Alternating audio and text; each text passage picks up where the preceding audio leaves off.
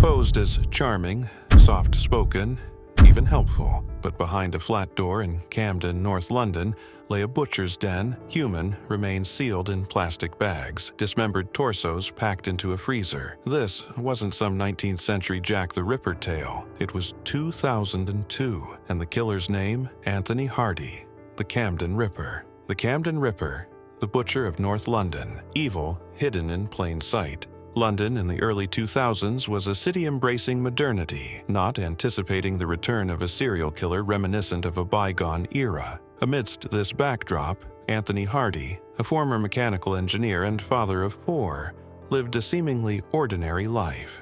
Educated at Imperial College London, Hardy's intelligence was evident, but so were his struggles with mental health, including a diagnosis of bipolar disorder and a history of erratic behavior and violence. Despite these warning signs, Hardy managed to avoid sustained scrutiny. His descent into darkness remained unnoticed until December 30th, 2002, when a homeless individual discovered dismembered body parts in black plastic bags near Hardy's Camden flat. The remains were later identified as belonging to 2 women, Bridgette MacClennan and Elizabeth Valad, both of whom had died over the Christmas holidays. This gruesome discovery shattered the illusion of safety in the heart of London and exposed a chilling truth. A serial killer had been operating undetected, exploiting the very systems meant to protect society. The first murders and missed warnings.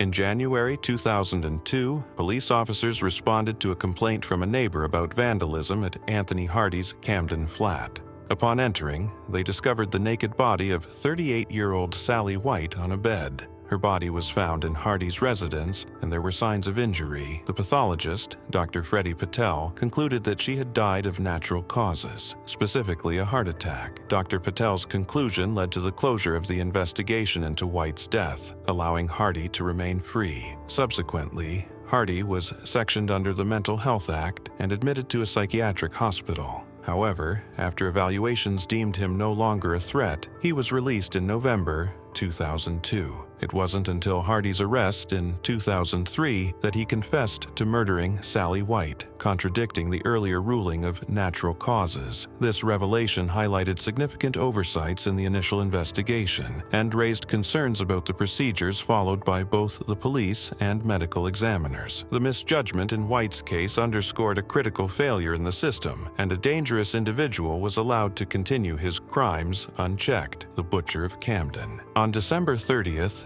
2002, a homeless man scavenging for food behind a pub on Royal College Street in Camden made a horrifying discovery: a pair of human legs protruding from a green refuse sack. The police were alerted, and a subsequent search of the area uncovered approximately 8 more bags containing various body parts, including a torso found in a wheelie bin about 100 yards from the initial discovery. The investigation quickly led authorities to a nearby flat occupied by Anthony Hardy. Inside, they found a blood-stained circular saw, a disassembled human body, and pornographic material scattered throughout the premises. The walls were adorned with Celtic crosses and cruciforms, and forensic teams discovered slivers of dried skin and flesh adhered to the wallpaper. The victims were identified as Elizabeth Valad, 29, and Bridgette MacClennan, 34. Both women were known to be vulnerable individuals, and it is believed that Hardy lured them to his flat under false pretenses before drugging and strangling them. Forensic evidence indicated that he meticulously dismembered their bodies in his bathroom, using tools found at the scene.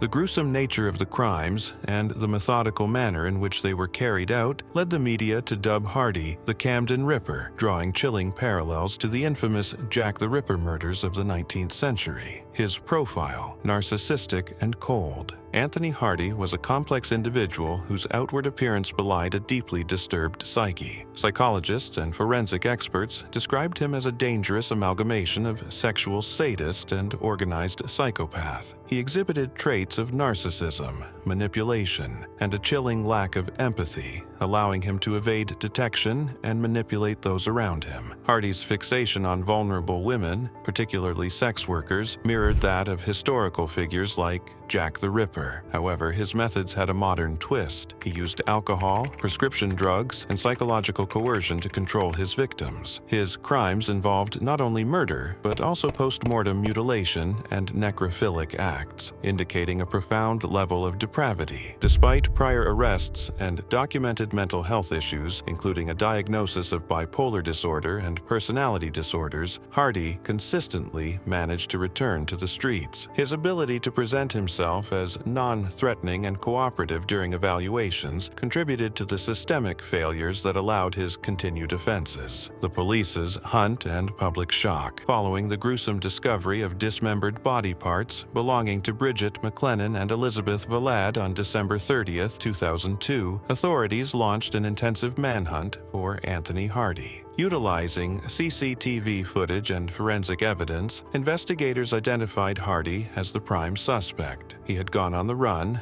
but on January 2, 2003, an off-duty police officer spotted him at University College Hospital in London, where Hardy had gone to collect his insulin prescription. During a search of the hospital grounds, officers found Hardy hiding behind bins. When confronted, he violently resisted arrest, knocking one officer unconscious. In the ensuing struggle, another officer sustained severe injuries, including a stab wound to the hand and a dislocated eye socket. Despite these injuries, the officer managed to restrain Hardy until backup arrived, leading to his arrest. Subsequent investigations linked Hardy to the murder of Sally White, whose death in 2002 had initially been ruled as natural causes. The revelation that Hardy was responsible for at least 3 confirmed murders, and possibly more, sent shockwaves through the public.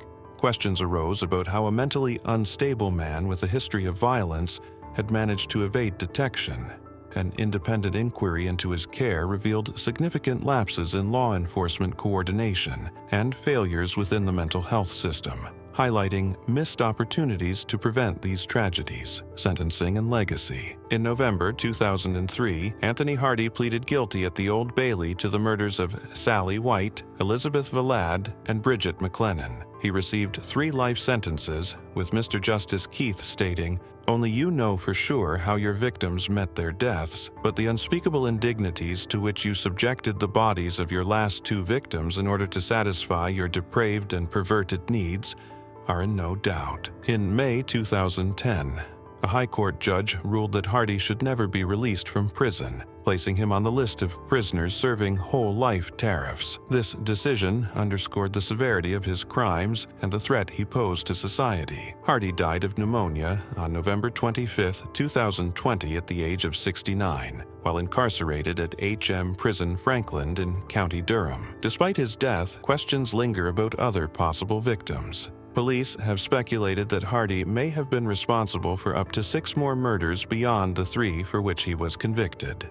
Today, Anthony Hardy is remembered as one of Britain's most chilling modern serial killers, his case highlighting significant lapses in law enforcement coordination and failures within the mental health system. Final thoughts: a killer ignored by the system. Anthony Hardy's reign of terror wasn't hidden behind a false identity or remote hideout. It unfolded inside a Camden council flat in one of the world's most surveilled cities. His case is a chilling indictment of systemic failure, from misjudged autopsies to under-resourced mental health support and the dangerous assumption that evil always wears a mask. He didn't. He attended local clinics, lived among neighbors, and moved through a city that never suspected what he truly was. The Camden Ripper thrived in a modern society that simply looked the other way. Hardy's story isn't just about murder, it's about what happens when red flags are buried under bureaucracy, when apathy replaces vigilance, and when society refuses to believe that the monster lives next door, because sometimes evil looks just like everyone else. Do you think Anthony Hardy could have been stopped earlier, or was he always destined to slip through the cracks? Leave your thoughts and theories in the comments. We read every one. And next week we head into the Australian outback to track the chilling legacy of Ivan Milat, the backpacker killer who turned paradise into a hunting ground. Subscribe so you don't miss it.